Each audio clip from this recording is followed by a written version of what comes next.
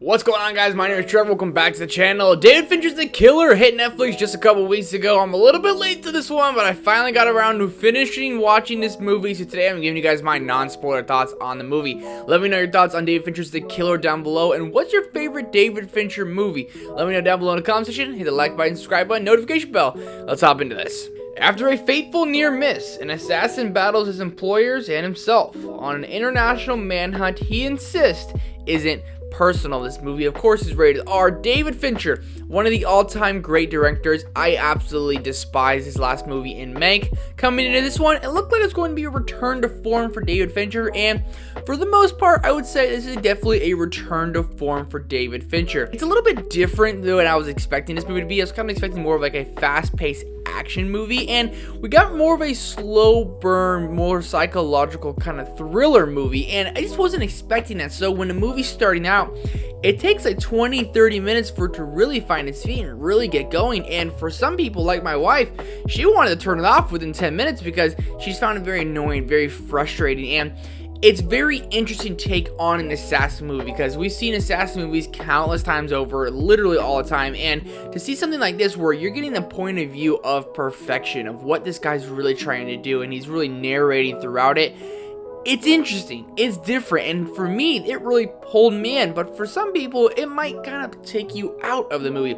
Definitely a little bit slower, and I think once you get past that initial 25-30 minutes and the movie kind of finally sets in as to what it's going to be about, it really starts to hit hard. It gets very interesting. It gets very intense. Michael Fassbender is so subtle and just, he's one of the all-time great actors who I feel doesn't get enough appreciation at all. And David Fincher knows how to direct a damn movie. This movie constantly keeps you on the edge of your seat. It constantly keeps you guessing. You're always worried about what's going to happen next. And you really get to see Michael Fassbender, who his character is, what he's really made of, what he's really about, because this dude is badass and you do not want to mess with him. And when you get the action, which isn't a lot throughout this movie, but when you get those action scenes, the action is done really well. There's this one hand-to-hand combat fight scene that's one of the best hand-to-hand combat fight scenes I've seen in a long time, and it hits on all those levels you really want it to hit on. The action when they have it is great. The score is very subtle. David Fincher's direction is damn good. Michael Fassbender is great in this role. It's just such a different movie and role that I was expecting, and I really appreciate that we got it.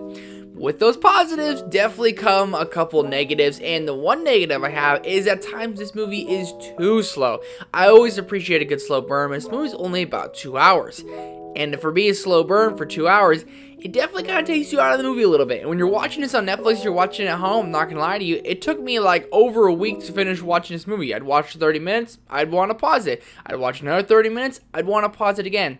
Sure, that might be on me, but also, it is one of those movies that it's a little bit slower, and when you're watching this from the comfort of your home, it's hard to want to watch the entire thing. It can get too slow at times. So I think getting released on Netflix works to its advantage, because it's going to go to probably a wider audience, but also works to its disadvantage a little bit, because at any time you can turn it off, and the first 25 minutes was a little bit of a chore to get through. I'm not going to lie, my wife literally turned it off. She said, "I'm not watching this right now." And I said, "Okay. Got it, babe. No problem." But when I went back to watch the movie, of course, I ended up really enjoying what I got, but at times there were certain decisions that were made, especially the editing style they used around here. It looks like you're just editing on iMovie or Final Cut Pro. Sometimes I was kind of just taken away, like, what are the decisions we really made here for this being kind of a bigger budget movie, a David Fincher all-time great director movie? Certain things I was like, this seems kind of elementary for a David Fincher movie. Nonetheless, there are great elements of this movie, and there is more that I wanted, absolutely. Is it good? Yes. Is it great? No. And that's the only thing I really wanted from this movie, was a really great, amazing, best of the year kind of movie. Maybe make its way in my top 15 of the year, but nonetheless, I really did enjoy David Fincher's The Killer. Before I give you guys my score, let me know your thoughts on this movie down below in the comment section. Hit the like button, subscribe button, notification bell. Overall, for The Killer, I enjoyed certain elements of it, especially that hand-to-hand combat fight scene. I thought it was one of the best we've seen in a long time, but at times the pacing is a little bit too slow, and it really takes me out of the movie. For that reason, I'm going a 3.5 out of 5. Definitely a solid score, 7 out of 10, 70%. I just wanted this to be more of a 9 out of 10, a 4.5 out of 5. Wanted just a little bit more from this one, but nonetheless, I still enjoyed my time while watching The Killer. Let me know your guys' thoughts on The Killer down below in the comment section. Is it your favorite David Fincher movie? If not, what is? Mine's The Social Network. It's really not close.